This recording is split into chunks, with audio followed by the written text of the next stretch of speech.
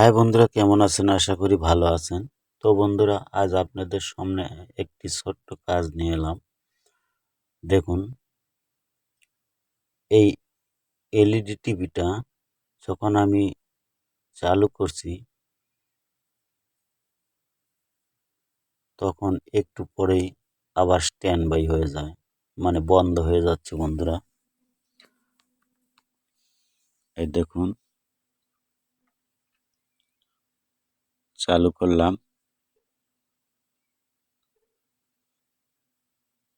এই যে চালু হয়েছে,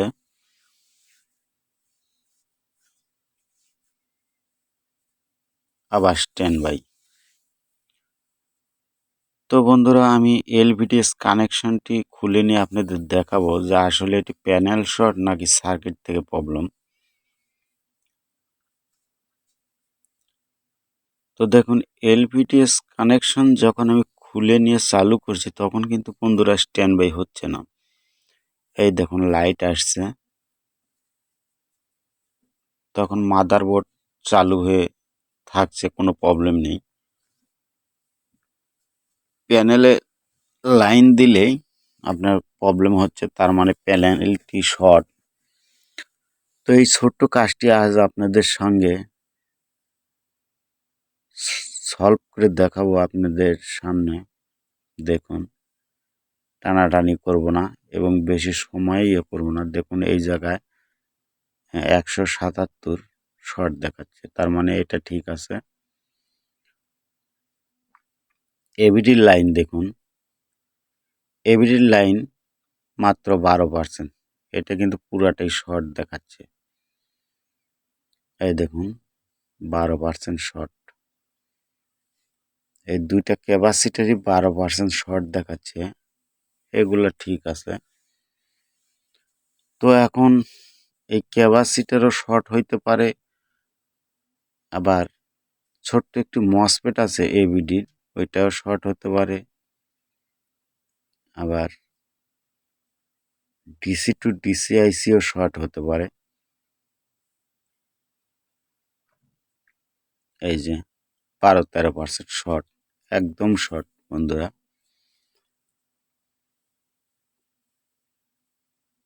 এগুলো ঠিক আছে, এগুলো ঠিক। এই দুটি, এইটি আর এইটি, এই দুটি শর্ট। তো আমি এই দুটি ক্যাপাসিটার তাঁতাল দিয়ে একদম উঠায় দেব। প্রথমে আমি একটি উঠাবো, এটি উঠাই আগে।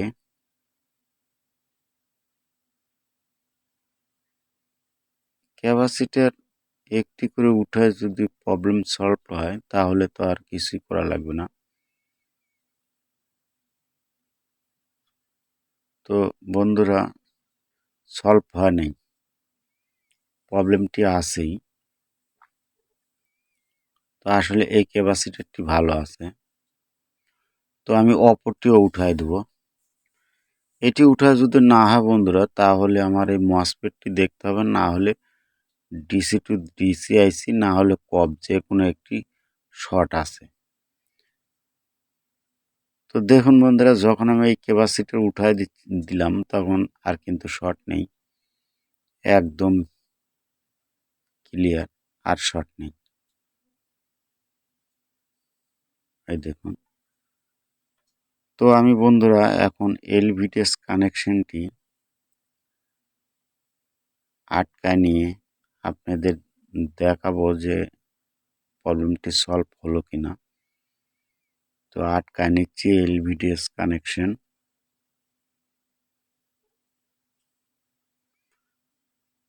তো বন্ধুরা, ভিডিওটি যদি আপনাদের ভালো লাগে, লাইক কমেন্ট শেয়ার করবেন, অন্য বন্ধুদের দেখার সুযোগ করে দিবেন বন্ধুরা,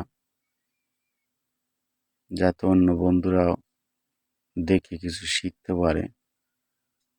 তো দেখি চালু করে।